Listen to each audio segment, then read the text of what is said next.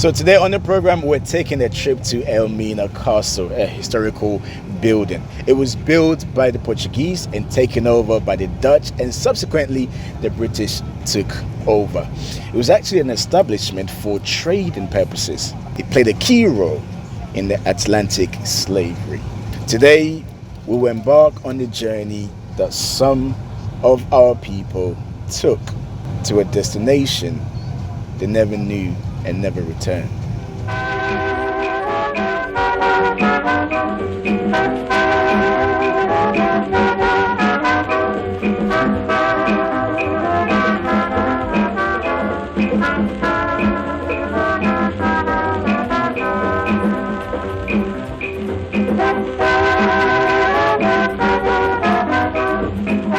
Elmina is situated in the central region of Ghana.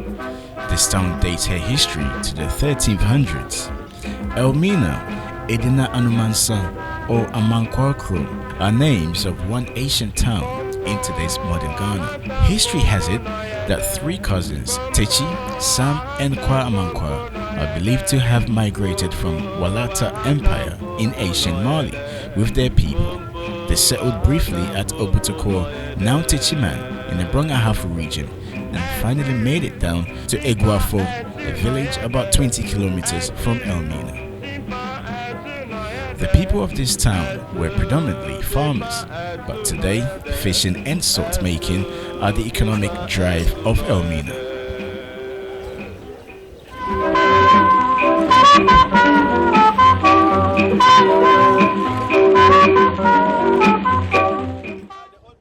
Now, as I'm walking to this building, I don't really know what to expect. So I'm very keen to find out for myself. The Elmina Castle. The first Europeans to arrive at the then Gold Coast were the Portuguese in 1471. On 20th January 1482, the Portuguese met with the chief, Nana Kwame Kweje Ansa, and the elders to negotiate for a land to build for trading purposes. However, the chief, Nana Kwame Ansa, rejected the Portuguese proposition. He expressed his aversion for a permanent settlement. The chief said friends were to be better friends if they were not to live together, but would see each other occasionally. He also cited differences in lifestyle and culture as possible grounds for friction, and as typical of an African chief, he used the sea and the land to emphasize his point. The chief said the sea and the land are neighbors and are always at variances and contending who shall give way, the sea with the great force attempting to subdue the land, and the land with the same strength resolving to oppose the sea. With this argument, the king refused the Portuguese proposal. However, upon the Portuguese insistent persuasions and their hope of peaceful coexisting, the chief granted their request. This was the first time a title land had legally been transferred by a West African chief to a European.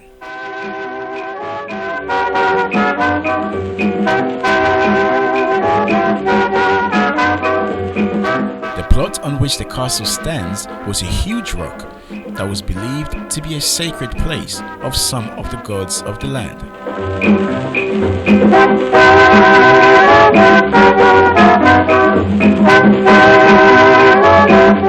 11 years after the Portuguese had first visited Elmina, their castle was built.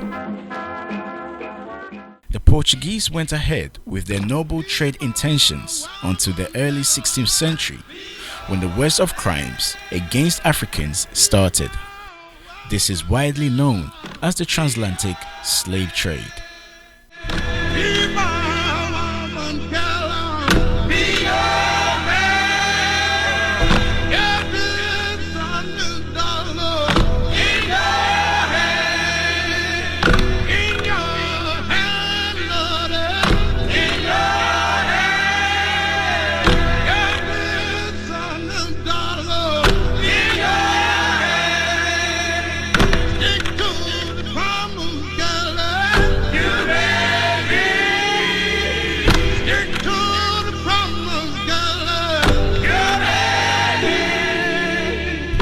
It is indeed from Africa alone, over 400 years, her people were subjected to the worst inhuman atrocities that the continent and Africans all over have not been able to overcome.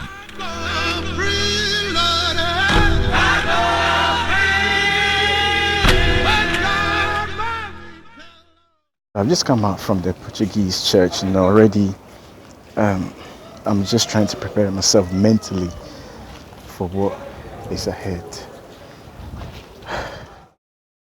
During the Portuguese era at the Elmina Castle, slaves were assembled at the main courtyard for auctioning.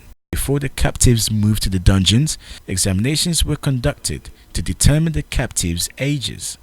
Sometimes a double-edged pin instrument was put into the captive's mouth to force his mouth to open so that his teeth could be counted to determine his age. After the examinations, the captives were taken to the dungeons.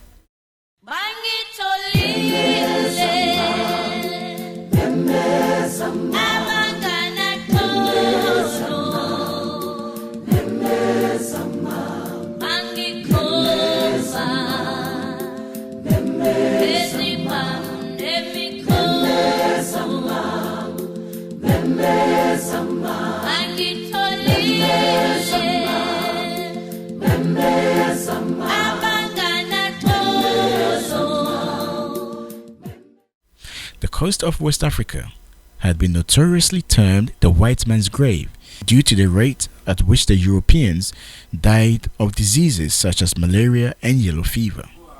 The Europeans never brought their wives in the initial stages, and since they could not stay without women, the soldiers, merchants, and governors sexually assaulted the female captives in the dungeons. The governor stood up there,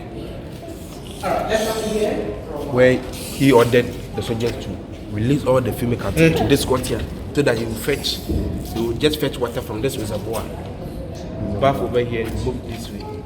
After this humiliation, she was dressed, fed, and taken up a flight of stairs and through a trapdoor of the inner courtyard called private access to the governor's bedroom.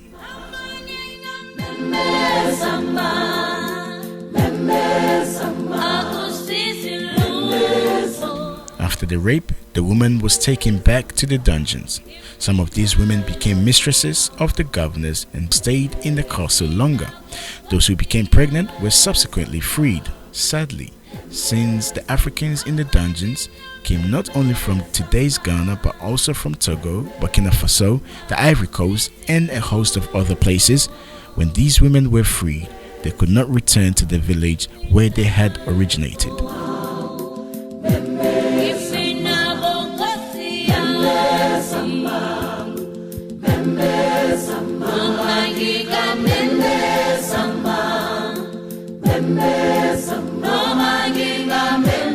The captives were held in dungeons for an average of 1 or 2 months, depending on the availability of ships to take them away. In the dungeons, they were given food and water, sometimes twice a day, but just enough to keep them alive. When the ships came, the women who were sold were exited to a room. The men were made to join them after passing through a transit dungeon.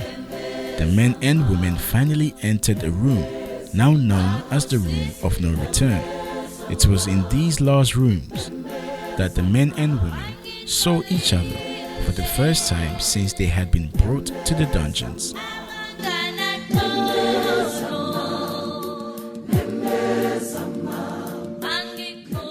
This will be the first and the last time the men and women who were held captives in a dungeon will see each other as they make their way to the door of no return and finally enter the ship to begin another dreadful and despicable journey to unknown places in the world.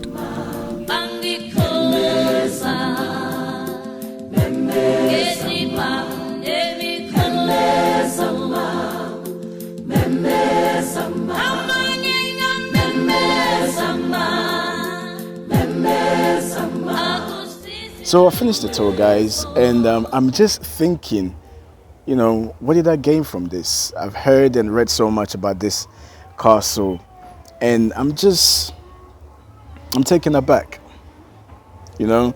to learn about what people, human beings, went through.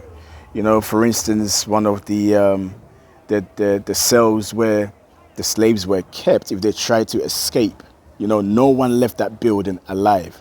However, right next to it was another cell for white people, you know, the so-called criminals who would try to, you know, make their ways into the women's cell and try to abuse the women. When they were caught, they were taken into that cell. That cell was well ventilated. They were fed. They had, you know, whatever it is that they wanted. No one died in that cell. I'm glad I made this journey, and I will encourage each and every one of you to come down to Ghana, Elmina, to see it for yourself. Don't let people tell you. Don't just read about it. Make that trip, make that journey to learn about yourself. Thank you for watching.